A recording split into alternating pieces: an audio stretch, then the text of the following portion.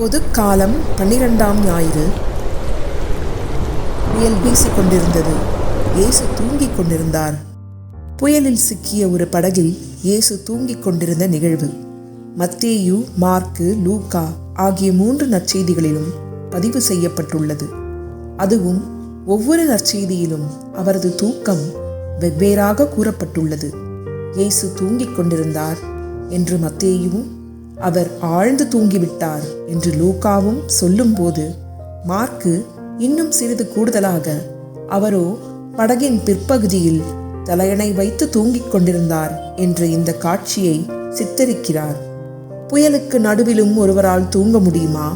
மனசாட்சியோடு மல்யுத்தம் செய்யாமல் மன நிம்மதியோடு தூங்க செல்பவர்கள் நன்றாக தூங்க முடியும். ஆழ்ந்த தூக்கத்தில் இருக்கும் குழந்தையை பார்த்திருக்கிறீர்களா? அவ்வப்போது குழந்தையின் உதட்டோரத்தில் ஒரு சின்ன புன்னகை தோன்றும். சம்மனசுகள் வந்து குழந்தையிடம் பேசுகின்றன என்று என் அம்மா சொல்லி இருக்கிறார்கள். அப்படி ஒரு தூக்கம் இயேசுவுக்கு. நாள் முழுவதும் மக்கள் பலரை குணமாக்கிய திருப்தி அவருக்கு. உடல் நலம் மட்டுமல்ல, உள்ள நலமும் அவர்களுக்கு தந்த திருப்தி. தான் சொன்ன வார்த்தைகள் பலருடைய மனதை குணமாக்கி இருக்கும் என்று அவர் நம்பினார். நாள் முழுவதும் நல்லவற்றையே செய்து வந்த இயேசு உடல் அளவில் களைத்து போனார். மனதளவில், மனசாட்சி அளவில் தெம்பாக இருந்தார். உடல் களைப்பு, உள்ள தெம்பு, நல்ல தூக்கத்திற்கு இந்த இரண்டும் தேவை. நம்மில் பலருக்கு ஒரு நாள் முடியும் போது உடல் சோர்ந்து விடுகின்றது. மனமோ தேவையான தேவையற்ற நினைவுகளை சுமந்து அலைப்பாய்கிறது. எனவே உடல் தூங்க முனைந்தாலும் உள்ளம் தூங்க மறுப்பதால் போராட்டம் ஆரம்பமாகிறது. ஒரு சிலர் இந்த போராட்டத்திற்கு காணும் ஒரு தீர்வு தூக்க மாத்திரைகள் அல்லது மதுபானங்கள். இவை நல்ல தூக்கத்திற்கு வழிகளா? சிந்திப்பது நல்லது. எனக்கு தெரிந்த ஒரு வழியை சொல்கிறேன். நாள் முழுவதும் நமது சொல், செயல் இவற்றால் மனதில் பாரங்கள் சேராமல் பார்த்து கொள்ள வேண்டும். அப்படியே நம்மையும் மீறி வந்து சேரும் பாரங்களை முடிந்தவரை கடவுள் பாதத்திலோ அல்லது வேறு வழிகளிலோ இறக்கி வைக்க முயல வேண்டும். நமக்கெல்லாம் தெரிந்த ஒரு ஆங்கில பழமொழி, A joy shared is doubled, a sorrow shared is halved. அதாவது, இன்பத்தை பகிர்ந்தால் இரட்டிப்பாகும், துன்பத்தை பகிர்ந்தால் பாதியாக குறையும். பாரங்கள் பாதியான அல்லது பாரங்களே இல்லாத மனதை படுக்கைக்கு சுமந்து சென்றால் சீக்கிரம் தூக்கம் வரும். தூக்கத்தை பற்றி அதிகம் பேசிவிட்டோமோ? தயவு செய்து விழித்துக் கொள்ளவும். புயல் வீசியது. இயேசு தூங்கிக் கொண்டிருந்தார். புயலையும் மீறி சீடர்கள் எழுப்பிய கூப்பாடு இயேசுவை விழித்தெழ செய்தது. இயேசு எழுந்தார். புயல் அடங்கி போனது. அதன் பிறகு தன் சீடர்களை பார்த்து, ஏன் அஞ்சுகிறீர்கள்? உங்களுக்கு இன்னும் நம்பிக்கை இல்லையா என்று கேள்வி கேட்கிறார். புல்லை பற்றிய ஓர் ஆங்கில கவிதை எனக்கு மிகவும் பிடித்த கவிதை. கதை என்றும் சொல்லலாம். அண்ணனும் தம்பியும் ஒரு நாள் வீதியில் நடந்து போய்க் கொண்டிருந்த போது திடீரென தம்பிக்கு ஒரு சந்தேகம். தைரியம்னா என்னானே என்று அண்ணனிடம் கேட்டான். அண்ணன் தனக்கு தெரிந்த மட்டும் விளக்க பார்த்தான். புலி, சிறுத்தை, யானை என்று தனக்கு தெரிந்த மிருகங்களை வைத்து தைரியத்தை விளக்க பார்த்தான். தம்பிக்கு விளங்கவில்லை என்பதை அவன் முகம் காட்டியது.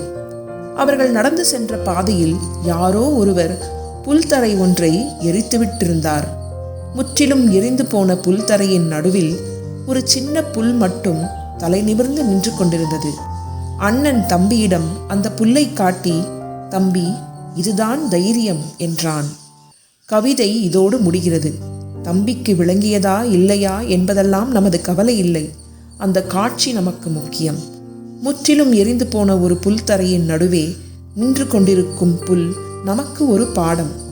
தன்னை சுற்றி எல்லாமே அழிந்தாலும் அந்த அழிவில் கலந்து மறைந்து போகாமல் தலை நிமிர்ந்து நிற்கும் புல்லை ஆங்கில கவிஞர் தைரியம் என்றார். நான் நம்பிக்கை என்கின்றேன். இயேசுவின் இக்கேள்வி புயலையும் நம்பிக்கையையும் சேர்த்து பார்க்க ஒரு வாய்ப்பை உருவாக்குகிறது. புயல் வீசும் நேரத்தில் நம் நம்பிக்கை எங்கே போகிறது? ஆழ்மனதில் அதுவும் தூங்கிக் கொண்டிருக்கிறதா? அல்லது எழுந்து நின்று சப்தம் போட்டு இறைவனை அழைக்கிறதா? அல்லது புயல் வரும்போதெல்லாம் நம்பிக்கை நமக்கு டாட்டா காட்டிவிட்டு நடுக்கடலில் நம்மை தத்தளிக்க விட்டுவிடுகிறதா? புயல் நேரத்தில் இயேசுவின் சீடர்களுக்கு என்ன நடந்தது? அவர்கள் பழக்கமான சூழ்நிலையில்தான் இருந்தனர். தினமும் மீன் பிடித்து வந்த அதே ஏரி, தினமும் பயன்படுத்தி வந்த அதே படகு, ஏறக்குறைய எல்லாம் பழக்கமானவைதாம். பழக்கமான சூழ்நிலையில் திடீரென எதிர்பாராதவை நடக்கும்போது நமக்கு அதிர்ச்சி அதிகமாகும். தெரியாத புரியாத சூழ்நிலை என்றால் எல்லாருமே கவனமாக செயல்படுவோம். அந்நேரத்தில் எதிர்பாராதவை நடந்தால் அவற்றை சந்திக்க நாம் தயாராக இருப்போம். ஆனால் தினம் தினம் திரும்ப திரும்ப பார்த்து பழகிவிட்ட இடம், ஆட்கள் என்று வரும்போது நமது கவனம் தீவிரமாக இருக்காது. அந்நேரத்தில் எதிர்பாராத ஒன்று நடந்தால் பெரும் அதிர்ச்சியாக இருக்கும். நம் எல்லாருக்கும் இந்த அனுபவம் இருக்கும். நாம் வாழ்ந்து பழக்கப்பட்ட வீட்டில் ஏற்படும் ஒரு விபத்து, நமது நெருங்கிய நண்பர் ஒருவர் எதிர்பாராத விதமாக நடந்து கொள்ளும் முறை, இப்படி அதிர்ச்சிகளை நாம் சந்தித்திருக்கிறோம். இந்த அதிர்ச்சிகள் புயல் போன்றவை. புயலுக்கு நடுவே நமது நம்பிக்கை எங்கே போகிறது? சிந்தித்து பார்க்க வேண்டும். அந்த புயல் நடுவில் இறைவன் இருக்கிறார் என்ற ஒரு நம்பிக்கை நமக்கெல்லாம் வேண்டும்.